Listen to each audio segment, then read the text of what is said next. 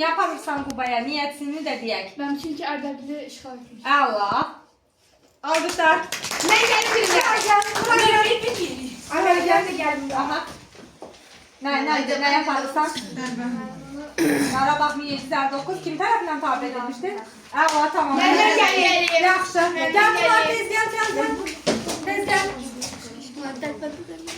Gəl Duşan döyüşü. Qubalı Fədəli xana. 1759'a Dərbəndə xalqın Hə, sən gəl Duşan yox. Nə yapardın? Dərbəndə. Aha, əla. Mən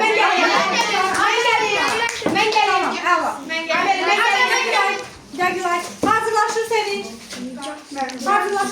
Gəl Duşan döyüşü. Aha, biraz tələssin ama. Gülay neçənci? Gəl Sevinç, gəl. Hazırlaşır Güney.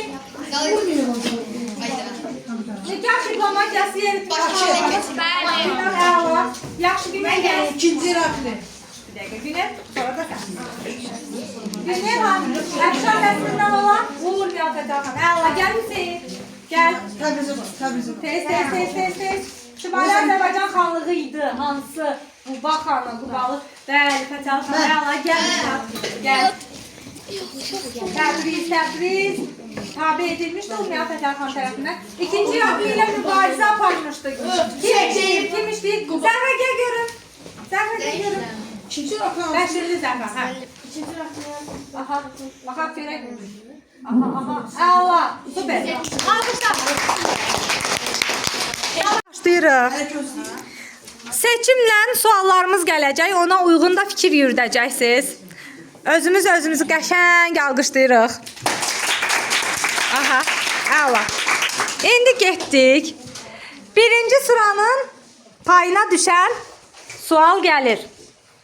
Başladıq. 3, 2, 1. Qızılqaya xəyanəti. Buyurun. Mən 1752-ci ildə Qarabağ, Qaradağ, İrəvan, Naxçıvan və Gəncə xanlığının birləşməsi ilə Qızılqaya adlı çöldə 2-ci Rabbinin təşkil etdiyi Hacı Çələbixana qarşı təşkilat idi.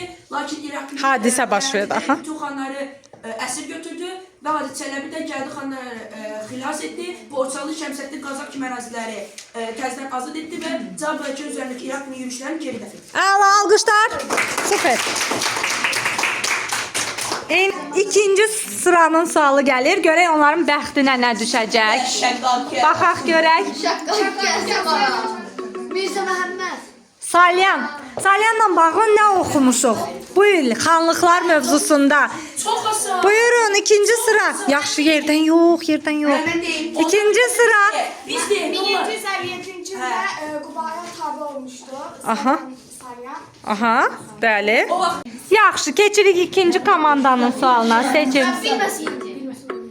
Lənkəran xanlığı. Banisi məsələn. Aha, bəli.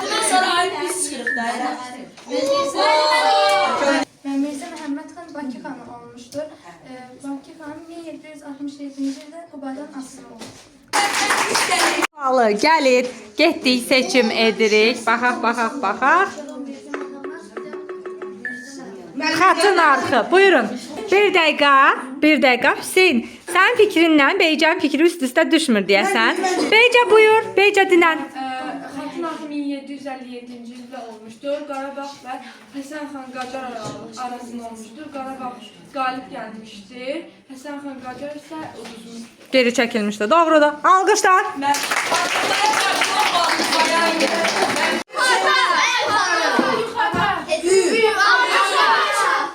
Aha. Aha. O yox.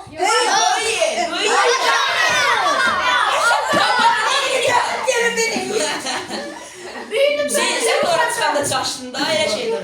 Özə sənin adında bax Hüseyin. Əla. Mənim Rusiyadan asılı olmuş Bakı xanı. Hüseyin qulu. Aha. Yaxşı, yerdən yox.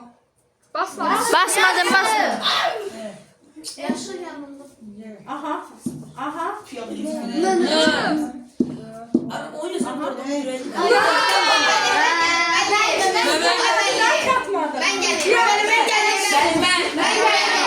Müəllim. Qızlar da olsaydı neçə saniyəyə tamamladı? 62. Növbəti sual gəlir. Görək oğlanlar neçə saniyəyə tamamlayacaq? Rusiyadan asılı olmuş Bakı xanım. Çox az. Aha. Tamam, adını yazıp salaq. Ay mən gələ bilərəm. Mən gələ bilərəm. Ay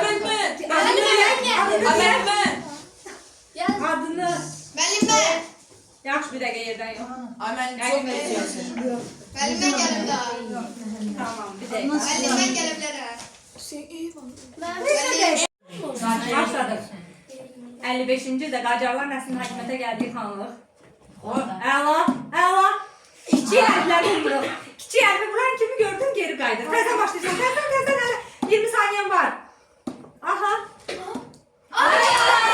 Müəllimə Məli yoxdur, yaxşı. Məli gəlir. Sevinç gəl. Ay mən. Yox, bak.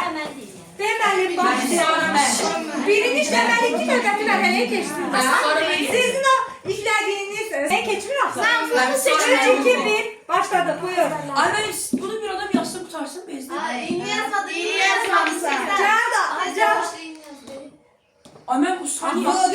Mən vaxt yerə tez gedir. Öftəsiniz.